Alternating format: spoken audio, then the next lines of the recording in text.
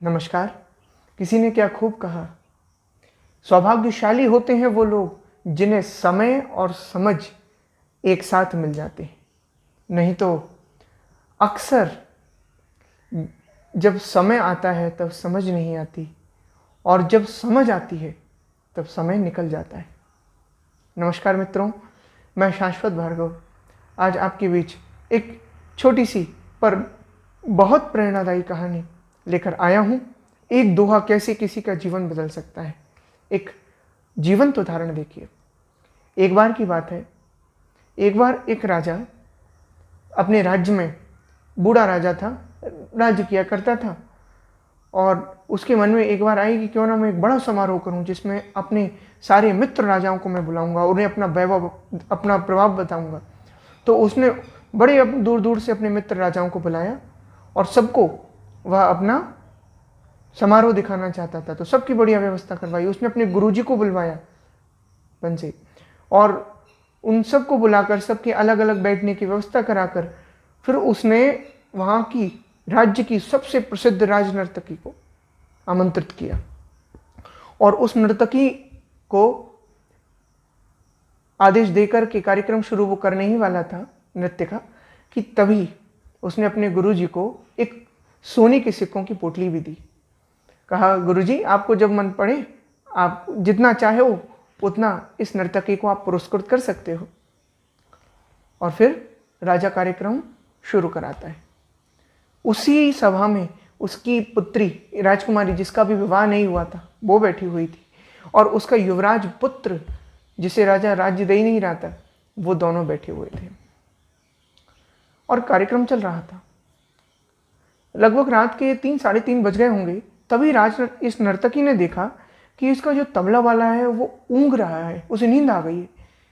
और उसे एहसास हुआ कि अरे अगर अभी ये सो गया तो गड़बड़ हो जाएगी। तो उसने समझाने के लिए एक दोहे का प्रयोग किया। बड़ा ही अद्भुत ये दोहा था। बहुत गई थोड़ी रही, पल पल गई बिताए,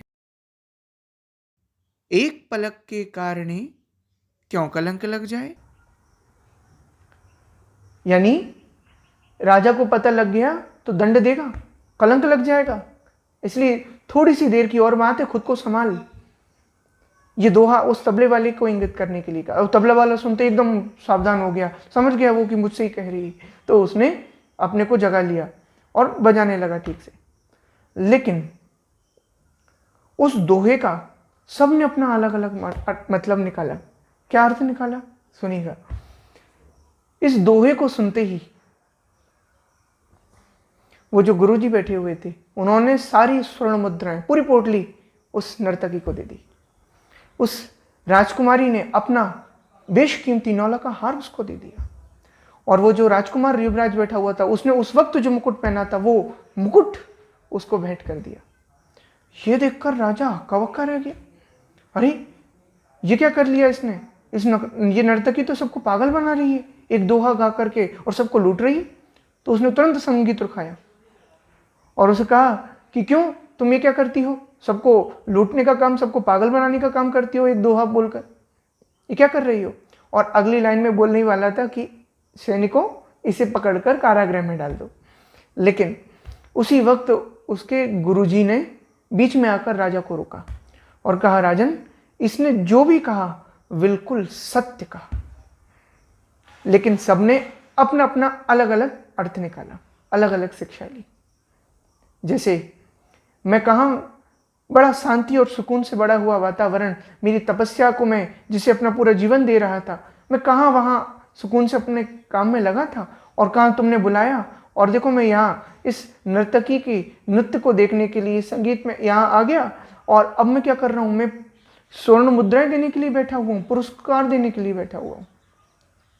ये मैं क्या पाप कर रहा था, मुझे तो वहाँ होना चाहिए। इसलिए मैंने सारी स्वर्ण मुद्राएं इसको दी हैं, और ये मैं ले चला अपना कमंडल, और ये मैं जा रहा हूँ। और वो संत महाराज जी तो उसी वक्त यहाँ से निकल लिए। उसी वक्त उस राजकुमारी ने बताया, पिताजी मेरी उम्र हो चली और आप मेरा अभी तक विवाह ही नहीं कराते, इसलिए मैं आज रात को ही आपके महावत के साथ में भागने वाली थी, लेकिन इस दोहे ने मेरी आंखें खोल दी। तनिक पलक के काज के क्यों कलंक लग जाए, बहुत गई थोड़ी रही, बस थोड़ी दिन की और बात है और मेरा विवाह हो जाएगा। इतनी सी बात के लिए मैं क्यों आप पर कलंक लगाऊं। इसलिए मैं समझ गई और मैं रुक गई। जिसने मुझे चेताया, जिसने मुझे जगाया, इसलिए मैंने उसे उपहार दिया, 9 लाख का हार, मुझे नया जीवन दिया। फिर अब उस राजकुमार की बारी आई। राजकुमार ने कहा, पिताजी मैं युवराज तो बहुत दिनों का बना हूं, पर आप इस गद्दी की मोह ममता के कारण मुझे बैठने ही नहीं देते। अब मेरी उम्र है, अब मेरा काम है, इसलिए मैं आज रात को अपने सब सैनिकों के साथ मिलकर आपको मारने वाला था, पूरी योजना बना ली थी, लेकिन इस नर्तकी के दोहे ने मुझे होश में ला दिया कि बोले बस कुछ ही दिनों की बात है, मुझे मिलने वाला था वो जो राज्य, अगर मैं आपको मार देता, अपने पिता की हत्या कर देता, तो कितना बड़ा कलंक लग जाता मुझे ऐसा राज्य नहीं चाहिए। इसलिए मैंने होश में आकर अपने इस नए जीवन के लिए इसको दिया उपहार। इतना सुनते ही उस राजा को होश आ गया।